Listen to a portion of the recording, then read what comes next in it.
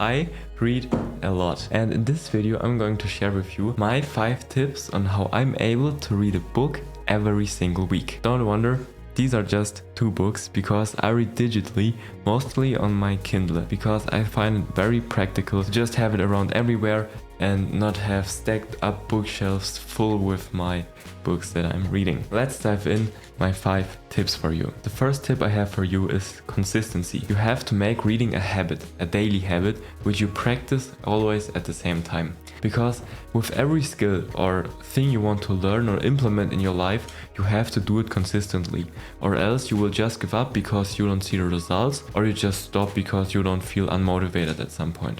Because when your motivation stops, that's where your system of consistency kicks in and you still keep going. So I advise you to make reading a part of your daily routine. How can you do that? Well, by scheduling your reading time in your calendar every single day. And then you are accountable for reading at this time because you schedule it up front. You could also combine this with an accountability partner, a person, for example your mom. You go to your mom and you say, hey mom, I want to read every day from 9 to 10 p.m. before bedtime. And if I don't do that, I will give you $10, for example, and that keeps you accountable for reading and keeping up consistent with your reading habit. So my tip 1 is make reading a habit and build a routine around it. I'm a huge fan of Kindle because I love e-readers and I don't like regular books that much anymore, because I myself made it a habit that when I'm reading, I'm only reading on my Kindle book, because it's much more portable everywhere, and from a price point, of course the Kindle costs a bit of money, but overall over the long term, if you read enough, you get that money back, because ebooks on Amazon tend to be cheaper than regular paperback books. For example, I think I already broke even with around 30 to 35 books which were cheaper on Kindle, because with Amazon Prime you get Prime recommendations where you can download books for free, and there I've got the 7 habits of successful people and how to make friends, something like that, these 2 books for $0, which would else cost me around $30. So that is always 1/3 of the Kindle back in. Don't take me by the word. The benefits of a Kindle are that it makes reading more convenient. Because just like your phone, you can just take out your Kindle, read a little bit and then continue with your daily work.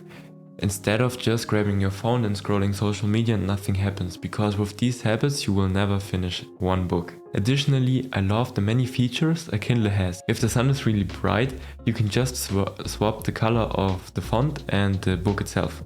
So if you're reading black on white paper, then you can just swap it around and read with white letters on a black background, what a tongue breaker, and are able to continue reading even if the sun is bright. This is another addition when technology helps you to read longer and more consistent. So number 2 is read on an e-reader. Our time is limited and so our attention spans. And when we start reading books that we don't really enjoy, would you just finish the book, or would you stop reading the book wherever you are whenever you don't feel like it? Well, I definitely tend towards the last opinion, because I think if a book really does not capture my attention and I've expected way more from the book than it actually can deliver, I just stop reading it and stop wasting my time on it. Of course then I feel guilty, but I start reading online summaries of the book or watching YouTube videos summarizing the book, which you can also check out on my channel. I summarize each book that I read in a YouTube video separately, because at the end of the day you want to make room for the more enjoyable reads. Because reading should be fun and not something you have to do or are forced to do. And it may feel like you're forced to read a book once you've bought it, but it does not really matter. If you don't feel like reading the book, scrap it, get another book you're more passionate about and do it again. So tip number 3 is embrace the I do not have to finish every book approach. Next, I want to highlight the benefits of short reading sessions, which can be supported by e-readers, which makes it much more easier to read for a simple few minutes than by pulling out your book and then finding your page again and so on and so forth. Because e-readers are very practical, but we've already had that in step number 2 or in tip number 2. Right now I want to highlight the fact that reading in smaller bits highlights your attention span and keeps you more focused during the read itself. Because I'm sure you know the feeling when you're just skimming through a page and then can't even recall what you've just read. And that is not optimal, because you don't want to just skim through the complete book and then have no idea what the book said. So let's get back to habit number 1. When you schedule your reading time for each day, and let's say you want to read for 1 hour every day, then don't schedule your complete hour in one time block in one sitting, because that won't be that effective, but schedule it, for example, 3 times with 20 minutes each day. When you wake up, before you go to bed, and after you ate lunch, for example. That keeps you way more focused when reading and boosts your enjoyment while reading. So my tip number 4 is avoid lengthy reading sessions. I keep my reading sessions at 45 minutes maximum. And if you are really not that hard into reading, then I've got some really nice tools and software suggestions you could try out.